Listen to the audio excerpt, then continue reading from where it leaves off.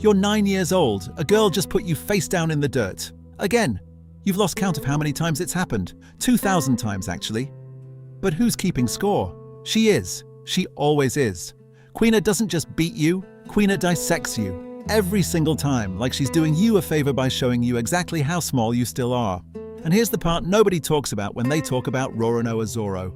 He was never the best. He was never the prodigy. He was the kid who kept showing up after losing 2,000 times. Made a promise he had absolutely no business making, and then spent his entire life bleeding for it. This is what it actually costs to become the world's greatest swordsman, and it starts with a girl you could never beat. The Ishin dojo smells like cedar and old sweat. Koshiro runs it the way you imagine a mountain runs, immovable, ancient, completely indifferent to whether you find this easy or not. He's not cruel, but he doesn't hand out kindness either. What Koshiro hands out is correction. Endless, precise, exacting correction. Your grip is wrong. Your footing is wrong. Your weight shifts a half-second too late. Again and again, until the correction stops feeling like criticism and starts feeling like the only language that matters here. You're 9 years old and you can't beat a single student in this dojo consistently, except you can't beat her at all. Quina is Koshiro's daughter. She's 11 and she moves like she was born holding a blade. When Quina steps onto the sparring floor, the other boys step back without realizing they're doing it. There's a stillness before her motion, the kind of quiet that arrives right before something irreversible happens. You don't step back. That's either your greatest quality or your worst flaw, depending on the day. You challenge Quina every morning. Quina beats you every morning. The losses stack up the way debt does, silently, relentlessly, until the number becomes almost absurd. After the 2,000th loss, you sit on the dojo floor in the dark and stare at your hands and try to understand what's wrong with them. Nothing's wrong with them. That's the worst part. You're genuinely good. You beat adults. You beat boys who've been training longer. You are, by any reasonable measure, talented, and Quina makes all of it feel like nothing. She doesn't gloat. She doesn't need to. That's somehow worse than if she did. So one night, after loss number 2001, you go to Quina. You make her a promise that sounds insane the moment it leaves your mouth. One of you will become the greatest swordsman in the world. A promise spoken in a dojo after midnight, witnessed by no one. Quina takes it seriously. That's how you know she respects you. Not because she goes easy on you, but because she never does. 3 days later, Quina is dead. She fell down a staircase. A mundane, terrible accident that has no place in a story like hers. You stand at the edge of that fact for a long time and can't make it make sense. You go to Koshiro. You ask for Quina's sword, the Wado Ichimonji, the blade that beat you 2,000 times. You want to carry it. You want to carry her. Koshiro places the sword in your hands without a word. That's the moment the promise stops being something you share. From here, you carry it alone. You add a third sword, Quina's, held in your mouth. 3 blades, a style no one has ever attempted, a style that shouldn't work. You decide it'll work anyway.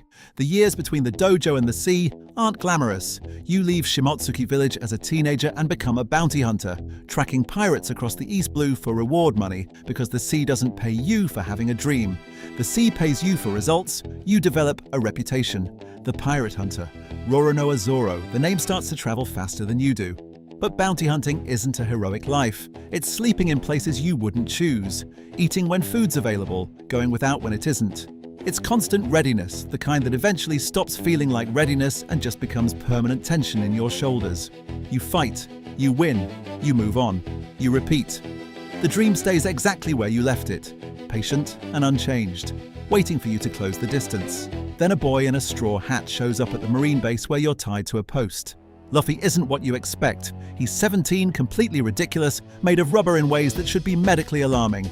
And he's decided, without asking, that you're going to join his crew. You tell Luffy no. Luffy takes this to mean, ask me again later. You tell him the only crew you'll join is one that can get you to the greatest swordsman in the world. A man named Dracula Mihawk, whose name, spoken in the right company, causes experienced fighters to go quiet. Luffy says yes, absolutely, no problem, done. The terrifying thing about Luffy is that he means it. You go with him, not because you trust him, not yet. You go because Luffy's the first person you've met who treats an impossible dream like a logistical inconvenience rather than a reason to stop. There's something infectious about that, even when it's maddening. The Barity, a floating restaurant, an unlikely place to learn the most important lesson of your life. Mihawk arrives at sea like a weather event. He travels alone in a coffin-shaped boat, wearing a coat the color of midnight, carrying the longest blade you've ever seen. He's just cut through an entire fleet of ships, not to kill anyone but casually, the way you might trim a hedge on the way past. You call him out. The crew tells you not to. Your instincts tell you this is survivable. Your instincts are significantly wrong. The fight, if you can call it that, is educational in the most painful sense. Mihawk watches you with the patience of someone who already knows how this ends. Your two swords shatter. You stand with the Wado Ichimonji, the only sword left, held in your teeth. Mihawk steps forward and uses the smallest blade on his belt, a dagger no longer than his hand, to cut you across the chest. The message isn't subtle. I don't even need the real sword for you. Not yet. You fall. But here's what you do when you fall. You don't fall backward. You open your arms and receive the cut face forward, because a man who turns his back on a challenge doesn't deserve the dream he's carrying. Mihawk looks at you then, really looks at you. His expression shifts, not into pity, but into something closer to recognition. "Surpass me, Roronoa Zoro," Mihawk says. "That's your promise to me, and your promise to her." You lie on that ship deck and decide, somewhere beneath the blood and the pain, that you won't die with the promise unfulfilled. You don't die, but you remember every millimeter of that wound. Thriller Bark is a ghost ship the size of an island. At the end, when the enemy's down, when Luffy's unconscious and shattered, when the rest of the crew is collapsed, a man named Bartholomew Kuma appears. Kuma is a warlord of the sea with a devil fruit that lets him repel anything. Pain, air, threats, people. Kuma offers a trade. He'll let the crew live. All he wants is one person to take Luffy's place, to absorb every broken bone, every burst vessel, every inch of accumulated damage from the battle that nearly killed him. You step forward without hesitation. There's no deliberation, no visible struggle, just a single step, clean and certain, the way you approach everything that matters. Kuma asks if you understand. Pain at that volume, he says, is enough to kill an ordinary man instantly. You say you understand. Kuma transfers the pain. The human body has no framework for absorbing the compressed suffering of someone else's near death. You stand there and accept it into yourself, and something in you goes very quiet and very far away. Sanji finds you standing in a pool of your own blood. Sanji's shaking. He demands to know what happened. What could possibly have left you like this, drenched and barely vertical? You look at Sanji. You're not trembling. Nothing happened, you say. Sanji understands, in the way people understand things they can't fully absorb.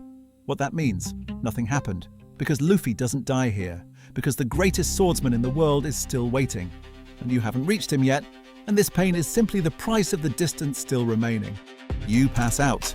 You wake up days later, and the crew looks at you differently. Not with pity, with something quieter and more permanent. Luffy never mentions it. He doesn't need to. You carry it the same way you carry the Wado Ichimonji. Silently, toward the horizon. The world falls apart at Sabaudi Archipelago. A Navy admiral arrives, a man so powerful that the gap between where you stand and where you need to be becomes physically visible. The crew is scattered. Luffy's sent away alone. You land on a fog-drenched island called Gloom Island, and when the fog clears, you discover that Dracula Mihawk is already here. Mihawk lives here. You don't hesitate. You ask him to train you. You tell him that Luffy's dream and your dream aren't separate things, that you need to become worthy, not of the title yet, but of the attempt. Mihawk watches you for a long moment. Then he agrees, not out of charity, because he recognizes what it looks like when someone's already decided. And arguing with that kind of decision is a waste of both people's time. 2 years pass. They're not kind years. Mihawk doesn't teach by explaining. He teaches by setting problems in front of you that should be impossible, then waiting to see what you do. The island has creatures, the island has terrain, the island has Mihawk himself, a walking argument that you still have very far to go. You stop thinking of pain as something to avoid. It becomes data, information about what your body hasn't adapted to yet, something to move through rather than fear. Your footwork becomes something you no longer think about because thought is too slow. The three blades stop feeling like a style you invented and start feeling like the only thing that was always true about you. There's a day, you can't say when exactly, where Mihawk watches you train and says nothing, but the silence is different from all the previous silences. It's not the silence of someone waiting for your mistake, it's the silence of someone watching something that doesn't need to be corrected. You feel it land without looking up, you don't acknowledge it, you keep moving, you don't mention it. Neither does Mihawk. You keep training.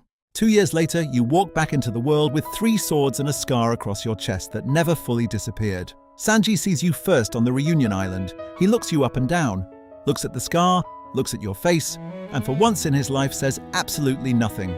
The crew comes back together. Luffy grins like no time's passed at all, because for Luffy, time isn't really the point. The point is that you're all still here. And that night, on the ship, when the sea's quiet and the crew's sleeping, you sit on deck with the Wado Ichimonji across your knees and you think about Quina. You think about a dojo floor in Shimotsuki village. 2 kids, midnight, a promise that had no business being made. 2001 losses, a girl who fell down a staircase, a chest scar that goes all the way through, and a man named Mihawk still sitting somewhere at the top of the world, waiting. We're not done yet, you tell Quina, somewhere across all those years, not even close. If you want more stories told from inside the lives that shaped the greatest characters ever written, subscribe. There are a lot more people in this world worth living as.